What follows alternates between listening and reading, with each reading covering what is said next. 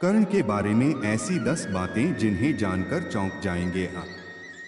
दुर्वासा ऋषि के वरदान से कुंती ने सूर्य का आह्वान करके कौमार्य में ही कर्ण को जन्म दिया था। लोग लाज भय से कुंती ने उसे नदी में बहा दिया था। बाद में गंगा किनारे हस्तिनापुर के सारथी अधिरथ को कर्ण मिला और वह उस बालक को अपने घर ले गया। कर्ण को अधिरथ की पत्नी राधा ने पाला, इसलिए कर्ण को राधे भी कहते हैं। अंग देश के राजा कर्ण की पहली पत्नी का नाम वृषाली था। वृषाली से उसको वृषसेन, सुषेण, वृषकेत नामक 3 पुत्र मिले। दूसरी सुप्रिया से चित्रसेन, सुशर्मा, प्रसेन, भानुसेन नामक 3 पुत्र मिले। माना जाता है कि सुप्रिया को ही पद्मावती और पुन्नुरुवी भी कहा जाता था। पहला रहस्य, हालांकि यह कथा मान्यता पर आधारित है। कहते हैं कि द्रौपदी को महारथी कर्ण से प्रेम था और कर्ण को भी द्रौपदी पसंद थी। स्वयंवर में कर्ण भी गए थे। राजा द्रपुद का भीष्म से विरोध था और कर्ण भीष्म के पक्ष में थे।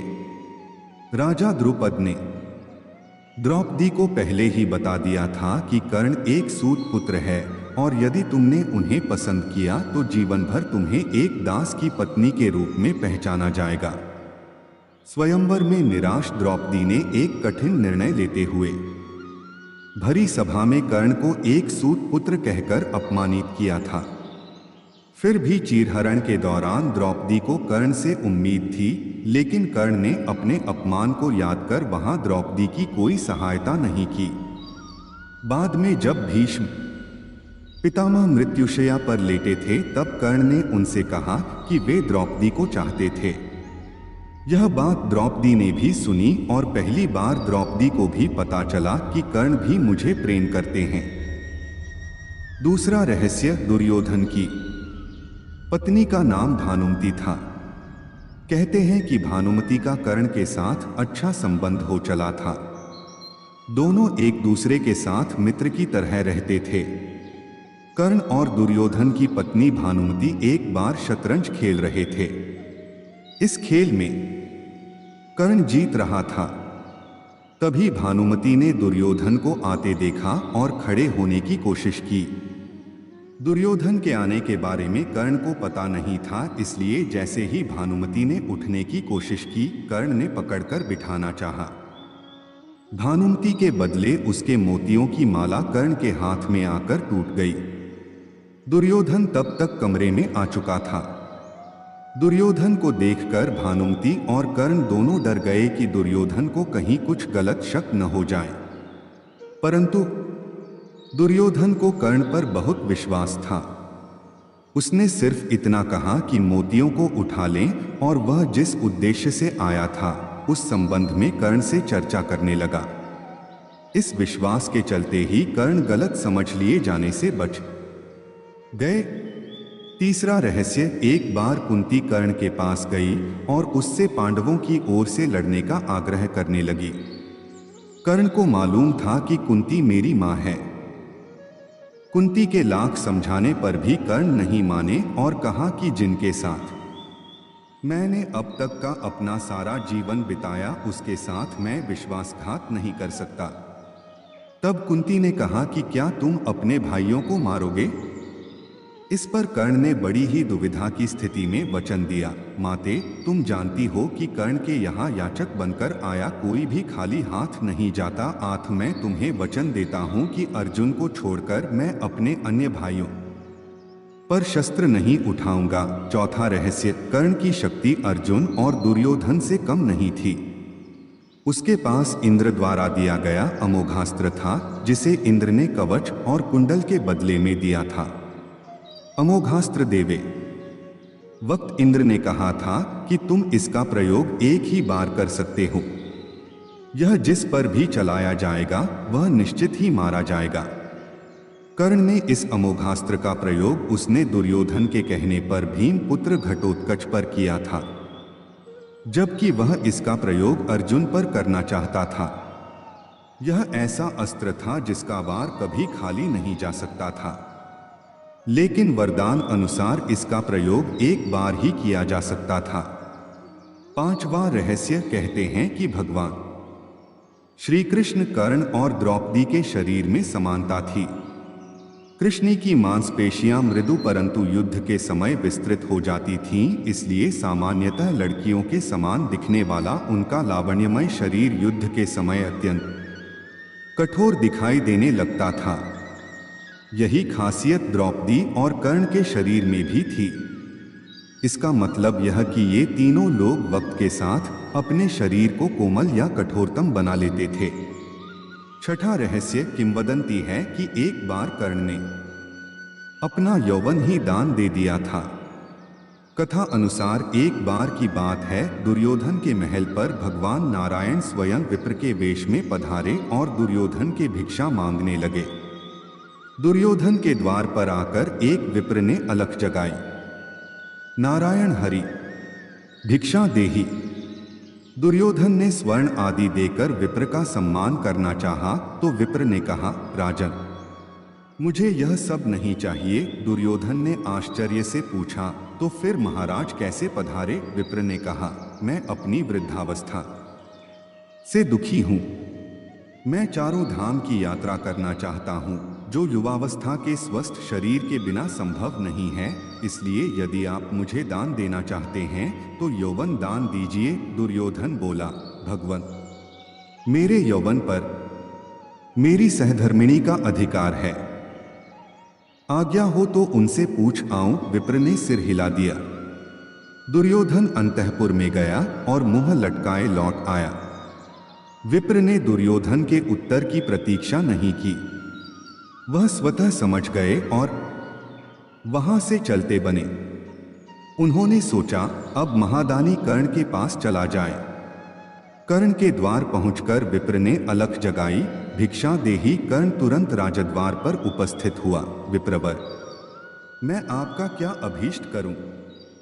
विप्र ने दुर्योधन से जो निवेदन किया था वही कर्ण से भी कर दिया। कर्ण उस विप्र को प्रतीक्षा करने की विनय करके पत्नी से परामर्श करने अंदर चला गया, लेकिन पत्नी ने कोई ननुकुर नहीं की। वह बोली, महाराज दानवीर को दान देने के लिए किसी से पूछने की जरूरत क्यों आ पड़ी? आप उस विप्र को निःसंकोच यौवन दान कर दें। कर्ण ने अविलंब यौवन दान की घोषणा कर दी। तब विप्र के शरीर से स्वयं भगवान विष्णु प्रकट हो गए, जो दोनों की परीक्षा लेने गए थे। सातवां रहस्य कर्ण दान करने के लिए काफी प्रसिद्ध था। कहते हैं कि कर्ण जब युद्ध क्षेत्र में आखिरी सांस ले रहा था तो भगवान कृष्ण ने उसकी दानशीलता की परीक्षा लेनी चाहिए। वे गरीब ब्राह्मण बनकर कर्ण के पास गए और कहा कि तुम्हारे बारे में काफी सुना है और तुमसे मुझे अभी कुछ उपहार चाहिए। कर्ण ने उत्तर में कहा कि आप जो भी चाहे मांग लें। ब्राह्मण ने सोना मांगा। कर्ण ने कहा कि सोना तो उसके दांत में है और आप इसे ले सकते हैं। ब्राह्मण ने जवाब दिया कि मैं इतना कायर नहीं हूं कि तुम्हारे दांत तोड़ूं। कर्ण ने तब एक पत्थर उठाया और अपने दांत तोड़ लिए।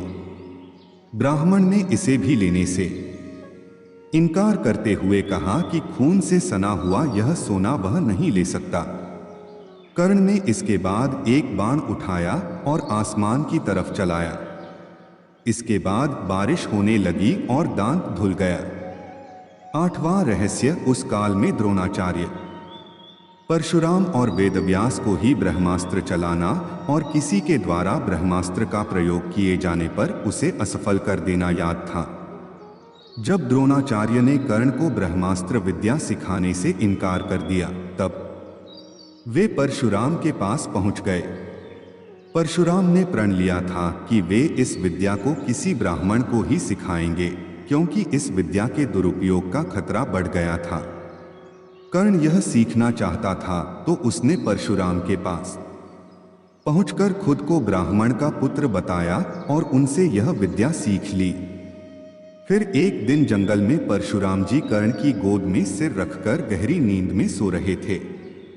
तभी कहीं से एक कीड़ा आया और वह कर्ण की जांघ पर डंक मारने लगा। कर्ण की जांघ पर घाव हो गया। लेकिन परशुराम की नींद खुल जाने के भय से वह चुपचाप बैठा रहा। घाव से खून बहने लगा। बहते खून ने जब परशुराम को छुआ तो उनकी नींद खुल गई। उन्होंने कर्ण से पूछा कि तुमने उस कीड़े को हटाया क्यों नहीं? कर्ण ने कहा कि आपकी नींद टूटने का डर था इसलिए। परशुराम ने कहा कि किसी ब्राह्मण में इतनी सहनशीलता नहीं हो सकती है। तुम जरूर कोई क्षत्रिय हो, सच सच बताओ। तब कर्ण ने सच बता दिया। क्रोधित परशुराम ने कर्ण को उसी समय शाप दिया कि तुमने मुझसे जो भी विद्या सीखी है वह झूठ बोलकर सीखी है, इसलिए जब भी तुम्हें इस विद्या की सबसे ज्यादा आवश्यकता होगी तभी तुम इसे भूल जाओगे। कोई भी दिव्यास्त्र का उपयोग नहीं कर पाओगे। हुआ भी यही कि परशुराम को जब ब्रह्मास्त्र की जरूरत महसूस हुई तब वे यह विद्या भूल गए। 9वां रहस्य। परशुराम जी के आश्रम से शिक्षा ग्रहण करने के बाद कर्ण वन में भटक रहे थे। इस दौरान वे शब्दभेदी विद्या सीख रहे थे। एक दिन जब वे इस विद्या का अभ्यास कर रहे थे तब उन्होंने एक गाय के बछड़े को अन्य वन्य पशु समझकर शब्दभेदी बाण चला दिया और उस बाण से बछड़ा मारा गया।